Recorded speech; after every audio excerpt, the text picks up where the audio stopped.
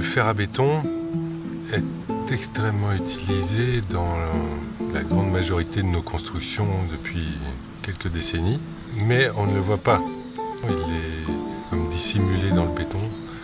On le considère comme une matière un peu ingrate. Et pourtant, il a une grande utilité justement dans tous ces édifices. C'est lui qui leur donne leur résistance. C'est lui qui en est l'âme structurelle.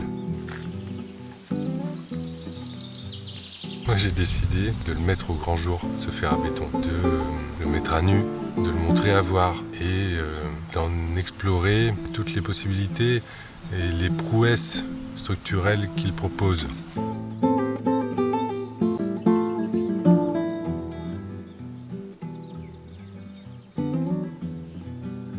Les formes que je crée, parfois, existent suffisamment fort pour qu'on n'ait pas besoin d'y faire grimper des plantes. Mais il peut aussi devenir, ce travail de sculpture, utilitaire.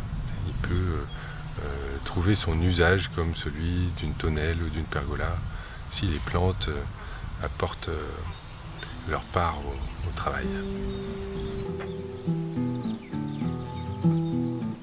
Je fais appel aux plantes, la végétation, grimpante souvent, pour courir sur mes sculptures, créer des espaces, des volumes qui deviennent plus perceptibles,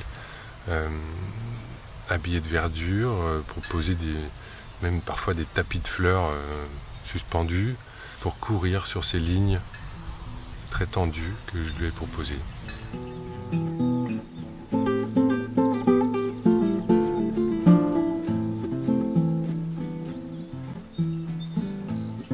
La végétation, elle apporte l'ombre et tous ces jeux d'ombrage, ils sont intéressants aussi pour l'œil, pour le confort, pour le plaisir, mais aussi pour l'œil. C'est une ombre qui vibre sous la vigne ou sous la glycine.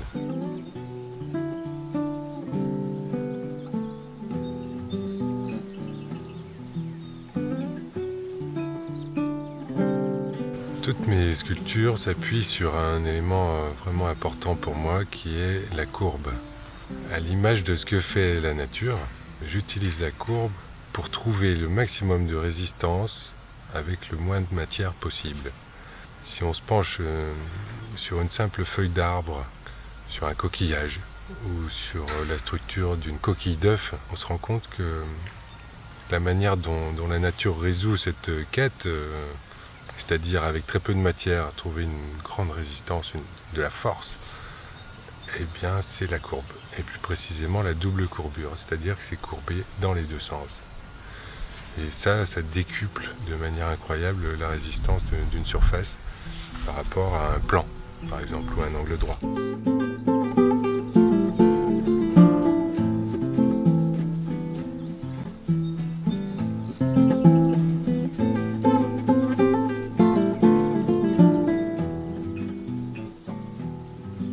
Finalement, ce que j'aime vraiment par-dessus tout, c'est dessiner dans l'espace. Mon trait de crayon, finalement, c'est ma barre d'acier.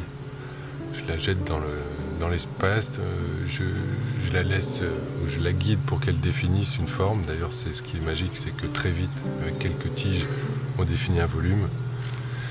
Et finalement, je dessine dans le ciel avec mes barres d'acier.